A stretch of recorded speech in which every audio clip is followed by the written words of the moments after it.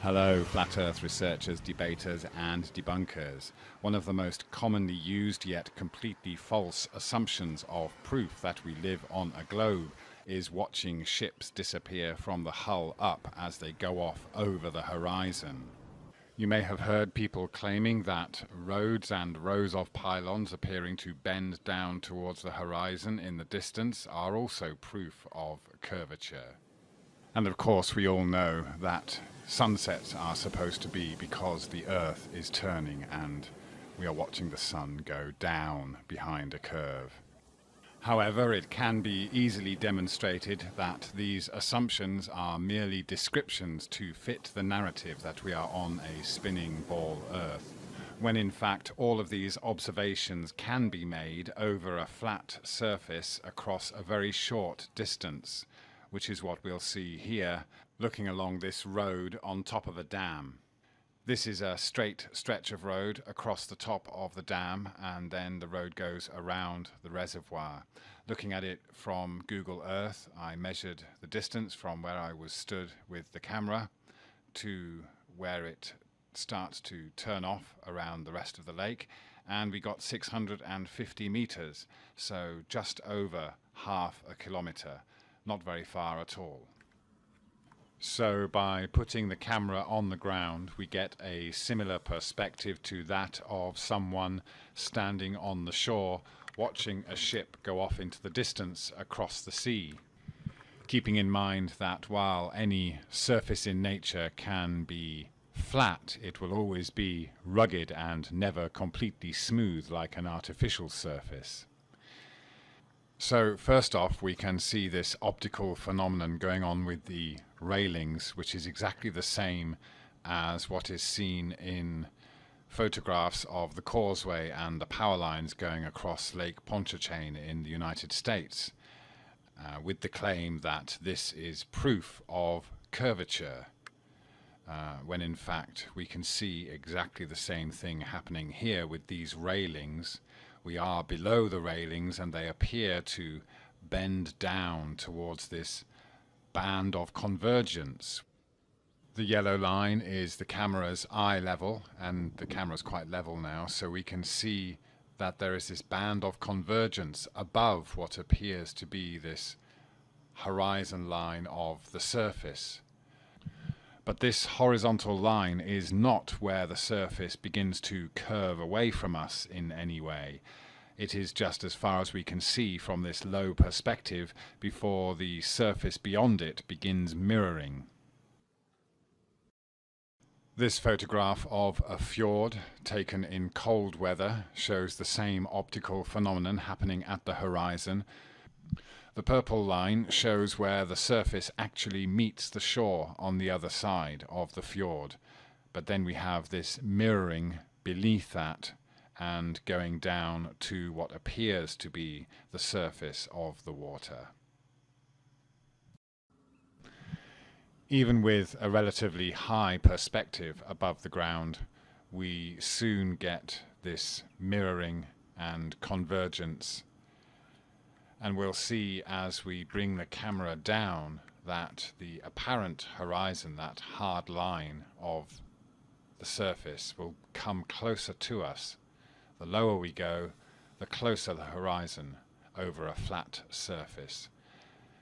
The surface is still there, sorry about the camera, but it is now mirroring. And as we lift the camera up again, we'll see the mirroring receding and going back into the distance. I'll bring the camera down again and we'll see the horizon come rushing towards us as the surface beyond it mirrors instead of showing us the actual surface.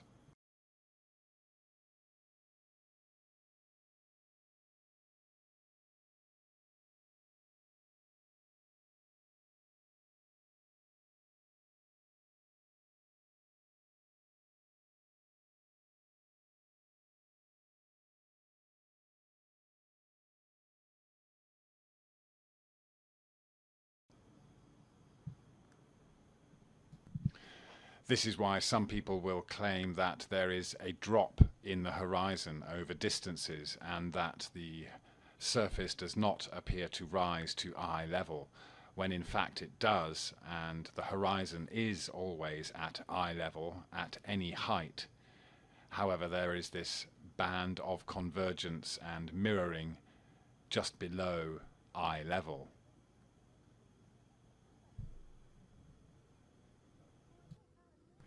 So when we look across a vast ocean or across a blanket of clouds from high above, we eventually see this convergence, but there is no background color like there is here with the trees.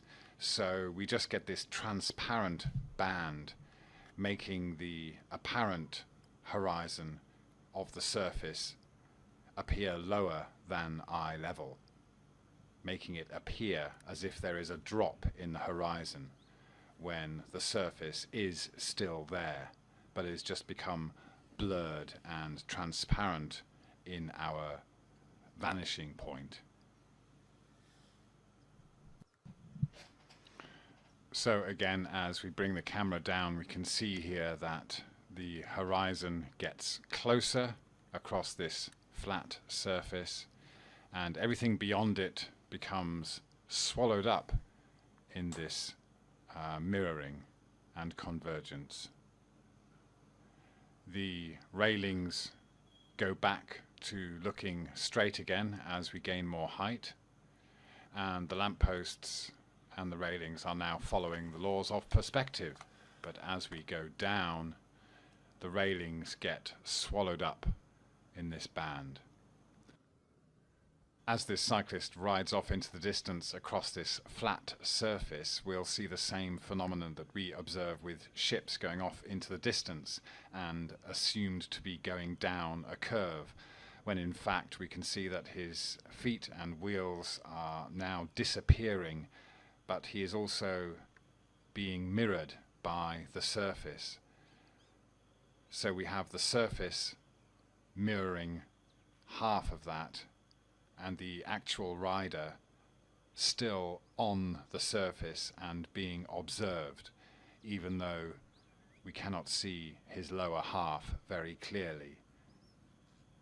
And as he gets further away, there'll be this kind of separation of the two, and we are left with just this top half that seems to be floating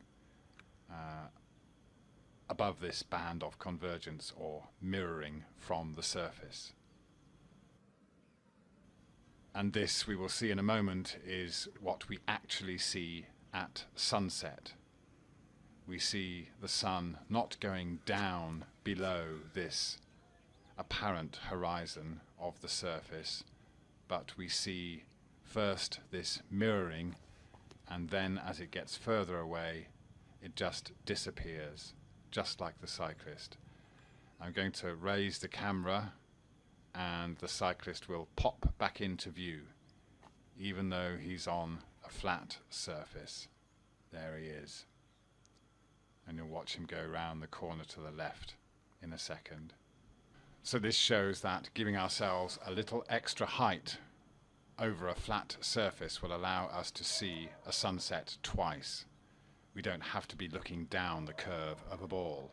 There's going to be an arrow that pops up here, and I'm going to show you right where this arrow points is where the true horizon line is. This is the sun reflecting off the water that's past that water line. That is your true horizon line. And as the sun sinks or appears to sink, it's not really sinking. But what I want you to do is pay close attention to the size of the sun right now and watch how it blends into its own reflection. It's basically going to disappear into its own reflection. It's going to get smaller within its own reflection. People say that, oh, if the earth was flat, well, you would see the sun get smaller and smaller and smaller. Well, when it gets to this point, it does get smaller, but we don't see it with our naked eyes. And this is why I've done this zoom in video. Now, what you'll see is right here, this is where the magic's gonna begin. Because if you watch it on each side, it's going to actually get smaller. It is blending into its own reflection. And you don't notice this standing on a shore because most of us, again, we are just in awe of such a beautiful sunset. Now, with the camera zoomed in, everything does go black around the sun, and it looks like a black hole. And all the light is in the center of that black hole. So it ain't really a black hole, it's a light hole. And I put out a different video, and I think I called it Window into Heaven, and I actually showed this, but I didn't really even notice it myself back then. But now, what I'm going to do is I'm going to put another arrow here. It was a little windy that day, but I waited till this video settled down a little bit, and I put another arrow here to show you where that actual horizon line is. It is there. So what you're actually seeing is the sun is shrinking into its own reflection, and nobody realizes this. Nobody sees this. Now, at the point that I put right about here, actually, is I used the zoom tool. I took that portion of the video from that point to the end of this, to this next transition, and I used the zoom tool, and I zoomed in on it, and I wanted to give you a close-up view and a slow motion view of that sun. Now this is the sun, and it's going to slowly disappear. It's going to do a magic act. It's going to do an illusion. It's going to deceive you because it is going to disappear, but it's going to disappear into the atmosphere. Just like some of my boats that I show that get out to a certain point in the horizon, it disappears back into that mirage, that glass area, that mirroring area, that area that mirrors the sky. So again, I'm presenting this to you as my proof. And again, I don't expect anybody to believe me. They don't have to believe me. But this is what I see. So I've got this thing slowed way down.